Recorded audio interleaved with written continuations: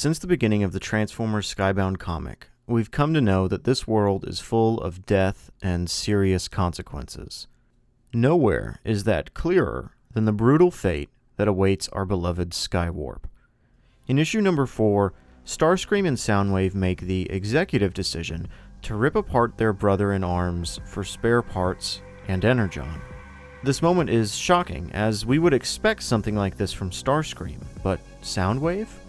We thought he was above this type of behavior.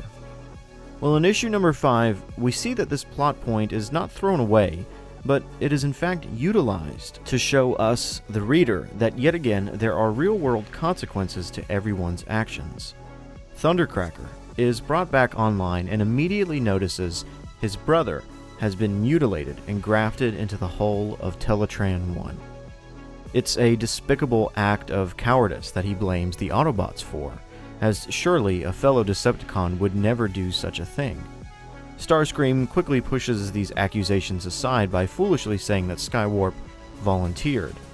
While this isn't shown on the page itself, it of course must raise a red flag in Thundercracker's mind. We see this furthered in issue number 7, when Thundercracker takes Soundwave's side when Starscream is challenged for his leadership role. It's genius that Daniel Warren Johnson uses Thundercracker to explain the Decepticon culture in these ways, as he tells us that this is the way of the Decepticons, hinting at a deeper belief than simply tyranny over peace.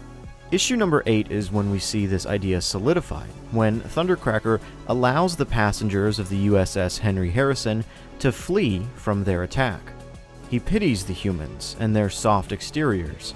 He even shows off a bit of his own insecurities when he asks them how they feel when things are outside of their own control, which could point us to the idea that the Decepticons at one point were also not in control of their own fates.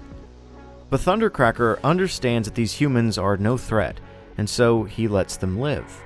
That is, until Soundwave, a leader that he trusts in, orders the humans to be slaughtered so that their presence will not be known by others. You can just tell from the drawing on the pages that Thundercracker is not on board with this reasoning. He's not even on board with the torturing of Cliffjumper and Jazz in issue number 10, as he finds no honor in this process. Soundwave puts his foot down and commands the Seeker to obey his orders, as he is the leader of the Decepticon cause. All of this bottled up anger, though, comes to a head in issues 15 and 16, as Thundercracker allows more humans to escape the razing of Tacoma, Washington. He says that this is not right. The Decepticons are not about this. They're not about mass murder and senseless violence.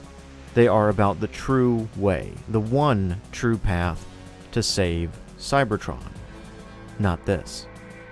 And in issue 16, we finally see the consequences of Soundwave's betrayal of honor, when Starscream foolishly plays all of his cards on the table.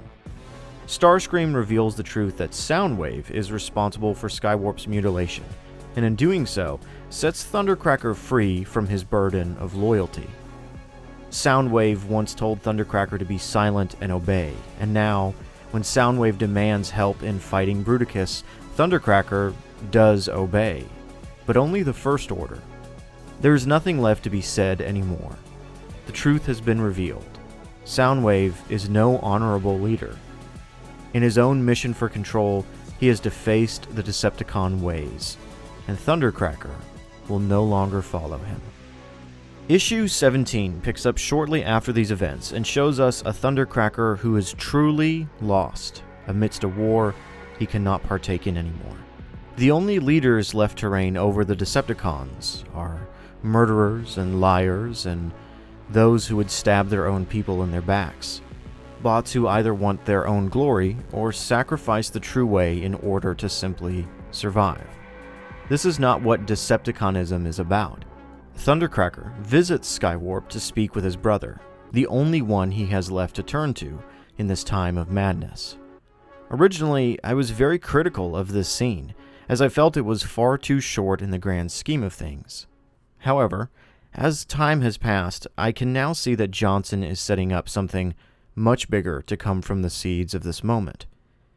The interaction between brothers is followed through in issue number 21, when Thundercracker teleports himself and Skywarp away from the ongoing battle between Autobots and Decepticons. Something to take note of here, Thundercracker has still had no interaction with the newly revived Megatron. Additionally, it's very interesting that he specifically says these Cybertronians only know how to fight. It seems as if Thundercracker is fully finished with the war and the ongoing nonsense that has ensued. No longer does he speak of the Decepticons as the correct, right, and moral way of the war. They're now just all Cybertronians.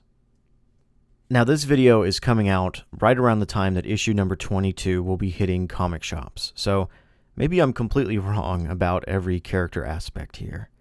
Such is the nature of videos like these where I discuss the growth and arc of characters. It's even harder as we approach Johnson's finale, as so much is happening and evolving at such a quick pace. Because of this, I've pushed this video and many others off continuously, because after all, why not just wait for the finale? Well, why wait in general? I've had so many thoughts and theories on these characters and where they will end up, I just can't help myself by waiting until September to cover such an amazingly written character like Thundercracker. He really has been a standout in the series for me as we watch him slowly fade away from what used to be the Decepticon cause.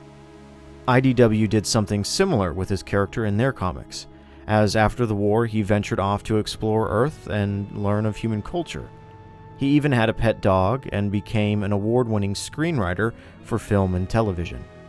I really do love IDW's interpretation of Thundercracker, but Johnson is giving us something even richer. What happens when you have a loyal soldier, someone who truly believes in a cause, fall by the wayside due to infighting and improper leading?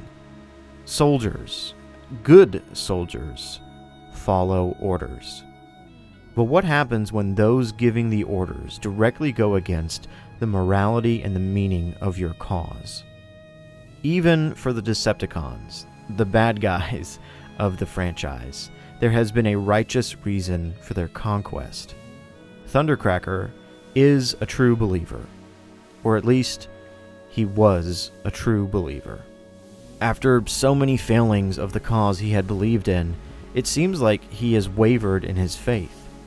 I had truly thought that he would come face to face with Megatron and fall back in line, but no, we're getting something else with him. A bot who's tired of the endless fighting amongst his own enemy and even his own brothers. I cannot wait to see what happens to Thundercracker throughout this series, whether his story is wrapped up by issue 24 or we have to wait longer for it. Personally, I think it would be an interesting idea to see him get partnered up with Ultra Magnus, another bot who is truly committed to his own side of the war, but also has been beaten and torn down to find the endless battle disheartening. How do you think Thundercracker's journey will evolve?